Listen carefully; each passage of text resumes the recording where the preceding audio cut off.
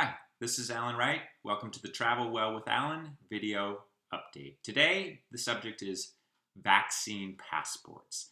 But before we get into it, I just wanted to give an update on where we are with COVID pandemic right now. We have good news out there. In addition to the vaccines, the good news is that we are experiencing a decline across the board in the United States in the number of new cases recorded. That's excellent news. Not a surprise. It's as predicted, as I predicted 2 months ago, and I'm just parroting the professionals who told us this was likely to happen after the holidays. But it's good news. Deaths are still high, but those are probably going to follow in a decline as they lag new cases. And further good news are these vaccines, which although we're not getting them out that fast or fast enough, they are getting out into the arms of the people who are most vulnerable, which means that maybe once those deaths go down in a couple weeks, they'll stay down forever, which would be great news. The negative news out there are those new virus variants, South Africa, UK, and Brazil. That UK virus variant has been discovered in 30 or so states in the US. You should assume it's in your neighborhood too, because we don't automatically test for that variant. And it's coming, so that could produce a spike in cases in February and March. Now, on to vaccine passports. There are several issues related to vaccine passports. Number one, is it legal for countries to require vaccines to enter? The answer, definitely. Right now, according to the World Health Organization, 17 countries require yellow fever vaccination. How would it work? Well, in the old days, we had what we called the Yellow Book, which is officially called the International Certificate of Vaccination or Prophylaxis.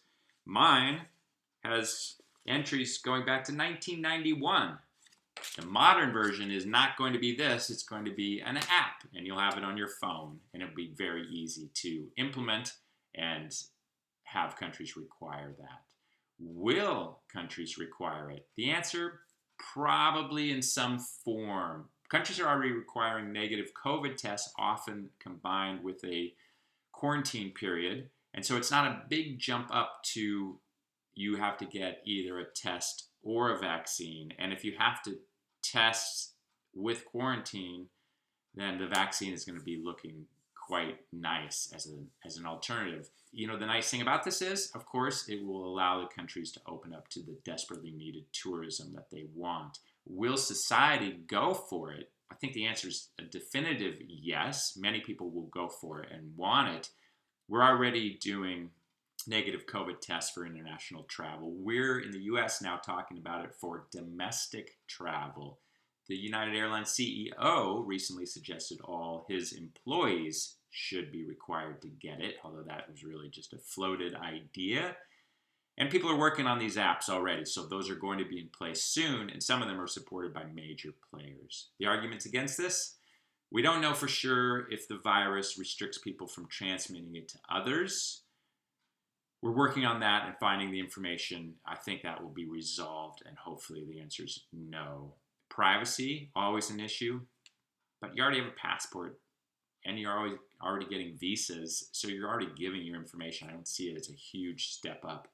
And finally, vaccine safety. But in the end, if you don't want to get that vaccine, then you will either not be traveling or will have to jump through other hoops to do it. So, should you, as a traveler, want this? The answer is yes. For one thing, more countries will open up to tourism sooner if they do so requiring people to be vaccinated. It's a good thing for you and your travel options. Number two, it'll be an awful lot nicer to be on a plane to Germany or wherever you're flying if you know that everybody else on that plane has been vaccinated. Stay safe and happy.